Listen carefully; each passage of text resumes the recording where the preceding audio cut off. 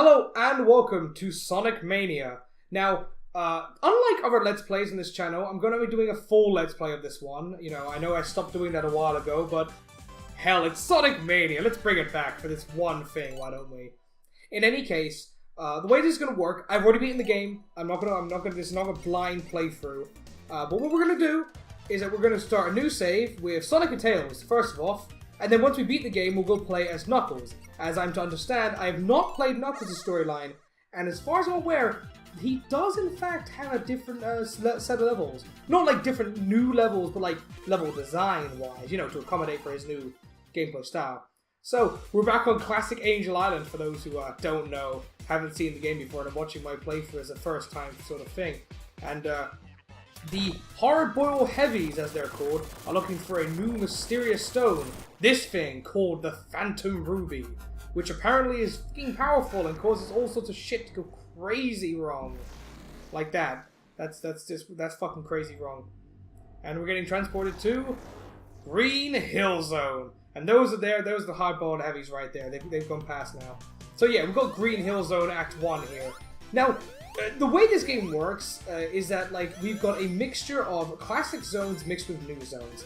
And for those who were disappointed to find out that yes, indeed, there are more classic zones returning than there are original new zones. But there is actually a reason for that. And we will get onto why that is later on. But as it stands, the first act of returning levels are levels that have a mixture from their previous zones. For example, this is Green Hill Zone Act 1, which is actually a mixture of the Act 1, 2, and 3 of Green Hill Zone back in Sonic Adventure 1.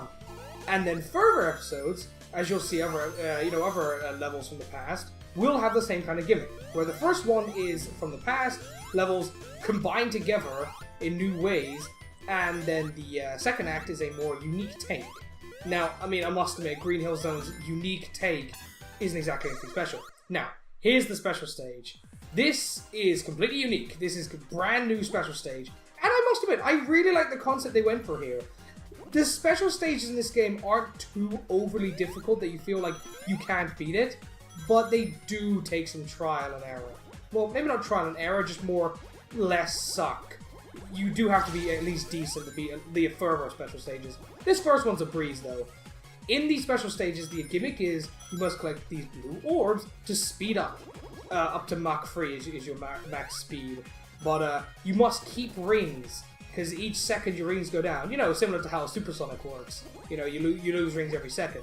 And that's kind of the basic idea. You roam around the track, collecting orbs to speed up, and the orbs replenish, but the rings don't. And the rings will slowly replenish, and that'll get you kicked out of the stage if you're not fast enough. And you'll basically catch up this UFO. Yeah, I don't know why it's a UFO, don't ask me. Woo, I win. And that's one of those down. Okay, good work. I don't think I'll be getting all 7 Chaos Emeralds in the playthrough. I've already got a save for, all Chaos Emeralds. So, when we get to the end of the game and we have to, do the whole, get all Chaos Emeralds route sort of thing, I think I'm just going to basically use that and just get the, just get that. Because, to be fair, would you rather watch me just fail a million times? The answer to that's probably yes, because you're cruel. But no should be the correct answer. While we're here, before we go into the first boss, this is what the bonus stages are. The bonus stages are simply Blue Sphere. Now, there's a reason for this. You get a silver medal every time you complete a Blue Sphere mission, except you get a gold medal if you get every ring in the Blue Sphere level. And you get unlockables, like extras and stuff, for every, level, well, certain amount of rings, or coins, medals, whatever they're called, for every medal you unlock. And these actually prove bloody difficult. I mean, I'm not the best at completing these. I have failed hundreds of times, but maybe, at least maybe, I'll play a few of these throughout the Let's Play, and if I do fail them, I mean, if I failed this one, I'm just gonna let you watch it because I'm explaining what they are. But if I do fail a special stage or, one of these things, I'll just skip it. I mean, no one wants to watch me fail massively in these levels. I mean, these aren't exactly the most riveting or exciting thing. Oh, well.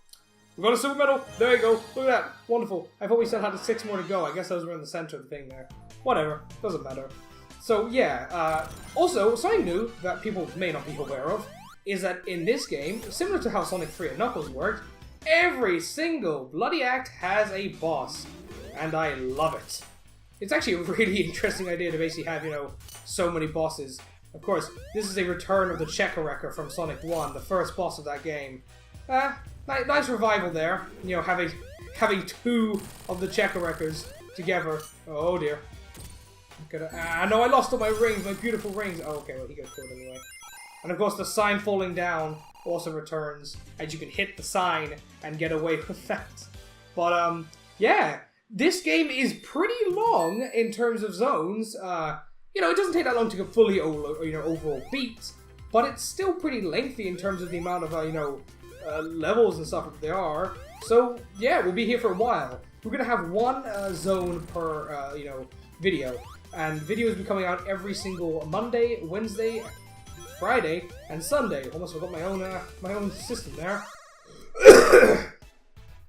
But, when it comes to this, this game, it feels like a fan game. And I know people think, oh, that sounds like it's awful, but no.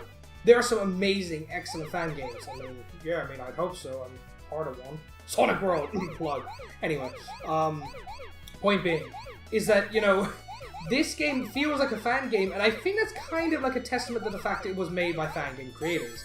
It feels too good to be made by Sega. Like, it's not that, like, specifically just feeling too good. Like, I know people think, oh, you just think it's classic, so it's brilliant. Like, no, I don't even like the classic games that much. I'm not going to hold them up like a pedestal of the greatest things of, all time. But, you know how fans feel about, this kind of game and how they, like, love this type of game. So, like, it's understandable why this feels so much like, ooh, what's right there? Why this feels so much like a fan game. Because it feels just perfectly like a classic Sonic game. Because Sega's tried to replicate the classic Sonic formula with, like, something like Sonic 4. And it just didn't work. For those who don't know, this game, main lead developer was Christian Whitehead, who is in fact a fan of, Sonic the Hedgehog. Probably won't skip that one because, had a lot of explaining stuff to do. But don't worry, in future failures of, Blue Sphere, I will just be skipping. But, okay, let's just, I don't want to go into too many of these, but I just want to at least try and get a couple of these things, medals. Because, hey, one thing that's interesting, I haven't actually beat this game 100%, so this will be a learning experience for me to see what unlockables there are. There are a bunch of different unlockables, and you get them for a certain amount of medals you get. I'm trying to remember what the unlockables are. For those who don't want to be spoiled, I'll put a time up where you can skip to. But for the unlockables, there are stuff like, there's the And Knuckles mode, which lets you play your second character being Knuckles, despite even if you have Knuckles already as your main character, which I must admit that is brilliant. The And Knuckles meme takes full force. Of course it would take, like, memes would be a big part of this game. It's basically the Sonic fandom making a game for the Sonic fandom, darn it.